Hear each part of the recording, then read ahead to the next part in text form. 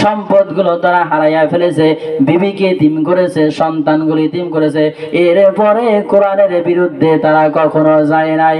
আমার ভাইরাম, আব্দুল যার কথা বুখারী শরীফের ভিতরে লেখা হয়েছে, ঈমান আনতে গিয়ে বাড়ি গাড়ি জায়গা জমি এমনকি পরনের লুঙ্গি পর্যন্ত পাই নাই। আর আমরা আজকে ইসলাম কবুল করেছি, ঈমান আনছে, একটা লোম পর্যন্ত ক্ষতি হয় নাই। বলেন ঠিক কি না? কিচ্ছু টেরই পাচ্ছি না আমরা ইসলামের মধ্যে আছে, কি বলেন?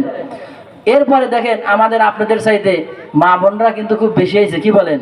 তবে মা বোনরা পর্দার ভিতরে আছে, কি বলেন? মাহফিলে পর্দা, জানালায় পর্দা, আসলে কি ভিতরে পর্দা আছে? কিচ্ছু নাই। উদাহরণ দিলে বুঝবেন। আজকে একটা জায়গায় আমি জুমা বাড়িতে গেছিলাম, সেই বগুড়া শাহজাহানপুরে। ওখানে দেখলাম পানের আবাদ করতেছে, অন্য জায়গায় কেমন জানি না। এই পান গাছের চারদিক দিয়া উপর দিয়া এই যে সন্ধে বেড়া দিছে। আমি জিজ্ঞেস করলাম কি ব্যাপার, পানে পর্দা করছে কে? কয় হুজুর কোয়েন না, পানে যদি পর্দা না করে সূর্যের তাপে পান নষ্ট হয়ে যাবে, এই জন্য পানের পর্দা করছে। আর আমরা পর্দা করি না, কি বলেন? তবে আপনাদের সিরাজগঞ্জ উল্লাপাড়া মায়েরা পর্দা করে, কি করে কিনা? আচ্ছা, যদি বলেন বাজারে গেলেন আপনারা, বাজারে যাওয়ার পরে কলা বিক্রি করে না, কলাই আজকে আমাদের কলা খাইতে দিল, কি স্বাদ কলা। তাহলে এই কলাটা যদি শিলা বিক্রি করে আপনাদের সহজের জন্য, সুবিধার্থে, কি সুবিধা? যে কলাটা ছিল আপনাদের সহজ খাওয়ার জন্য, মেহনত করা লাগবে না। কি কেউ কিনবে না আপনারা? যদি বলে হুজুর বা ভাই এমনি নেন আপনারা কলা শিলা দিয়েছি, কে নিবেন যুবক ভাই? কে নিব না? কানে ওর উপর মশা পরে, মাছি পরে, কেউ নিতে চাবে না। মাং না দিলে এমনি দিলেও কেউ নিবে না, কি বলেন? তদ্রুপ ভাবে আমার মায়েরা যদি পর্দা না করেন, এদের প্রতি কোনো চাহিদা থাকে না। বলেন তো বিয়া করতে আসবে, বলে ওর মেয়ে পর্দা টর্দা করে না, বলে উল্লে নিও না। আর যখন মেয়েটা পর্দা করবে, পর্দায় চলবে, দেখবেন দামি আলাদা, কি ভাই? যুবক ভাইরা খুব না, যে পর্দা বোরকা সে ভিতরে বাইরে কত সুন্দর, চাহিদা আলাদা, আকর্ষণী আলাদা, এই জন্য নিতে চায় কি চায় না। আর যখন খোলামেলা চলে, 14 ফেব্রুয়ারি চলে গেল, কো না উল্লেখ চলবো না, আছে কি না? মুসলমান ভাইরা আবার যেটা বলতে চাইলাম, আল্লাহর পয়গম্বরের সাহাবী আব্দুল উজ্জাম ইসলাম কবুল করতে গিয়া বাড়ি গাড়ি জায়গা জমি এমনকি বর্ণে লঙ্গি পর্যন্ত পায় নাই।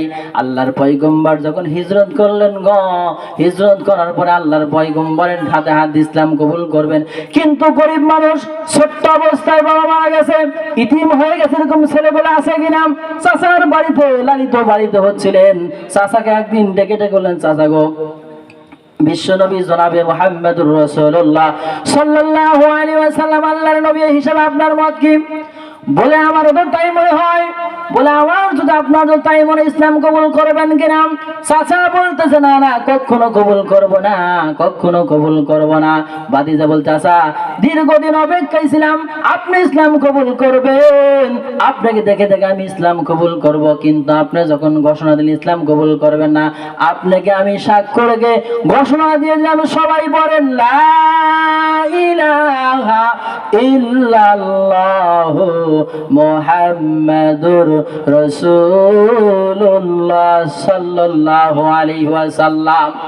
চাচা বলে, ভাতিজা এর পরিণাম জানো? ইসলাম তো কবুল করলেই, দেখেন না কিছু করার আগে মনে হয় বুঝছিল কিনা?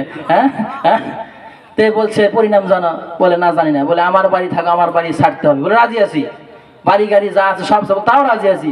বলে এমন কি তোমার সম্পদ বলতে যা বোঝে, উট দুম্বা ভেড়া বলকে সব ছাড়তে হবে? বলে রাজি আছি। চাচা বলতে শুধু তাই নয়, গায়ে যে জামা আছে, পরনে যে লুঙ্গি আছে, সব ছাড়তে হবে। বলে চাচা ইসলামের জন্য আমি সব ছাড়তে রাজি আছি। গায়ের জামাটা, পরনে লুঙ্গিটা খুলে দিয়ে দিলেন। আমার ভাইরাম, কত বড় অসহায় হলে পারে শরীরের কাপড় পর্যন্ত খুলে দেয়, কিন্তু ইসলাম কবুল করতে গিয়ে সব দিলেন, কোনো আপত্তি করলেন না। সব জিনিস যখন খুলে দিয়ে দিলেন, চোখ দিয়ে পানিগুলো জর জর করে পড়তেছে, আর হাঁটি হাঁটি পা পা করে মায়ের বাড়ির দিকে যখন চলে গেলেন, মা ইসলাম কবুল করে নাই, একজন বিধর্মী। বলেন তো তারপরে কি সন্তানের প্রতি মায়া আছে কিনা? আপনি অনেক বয়স হয়ে গেছে বাবাজি আমার, আপনার সন্তানগুলো যখন কোন একজন সন্তান মানুষ করতেছেন, গায়ে কাপড় নাই, কিন্তু আপনার কাছে টাকা নাই। বলেন তো, ধার কর্জ করে হোক, ঋণ করে হোক, মাঠে কাজ করে হোক, আপনি তার জন্য পোশাকের ব্যবস্থা করে দেন কি দেন না? এমন কোনো বাবা নাই, এমন কোনো মা নাই যে সন্তানের গায়ে কোনো জামা নাই উলঙ্গ রাখতে পারে। বলেন ঠিক কিনা? আব্দুল উজ্জা হাঁটি হাঁটি পা পা করে মায়ের বাড়ির দিকে চলে গেলেন। মায়ের দরজায় এরকম করা নাড়লেন। মা, সন্তানের ডাক মা বুঝতে পারে কি পারে না? বিদেশে যাওয়ার পরে সন্তান যদি কোনো বিপদে পড়ে যায়, দুনিয়ার কোনো কিছু জানে না, দুনিয়ার কোনো মানুষ জানে না, টেলিফোনের লাইন নাই, কোনো মোবাইলের কোনো কানেকশন নাই। ও মা, কানটা লাগাও মা। সন্তান যখন বিপদের ভিতরে পড়ে যায়, বলেন তো মা আগে জানে কি জানে না? মা তখন বাবাকে ডাক দেয়, বলো আমাকে আব্বা জানোনি? বলে কি হয়েছে? বলে তোমার সন্তান বিদেশে থাকে। আমার মন বলে, আমার কলিজা বলে হয়তো সন্তানের কোনো বিপদ হয়ে গেছে।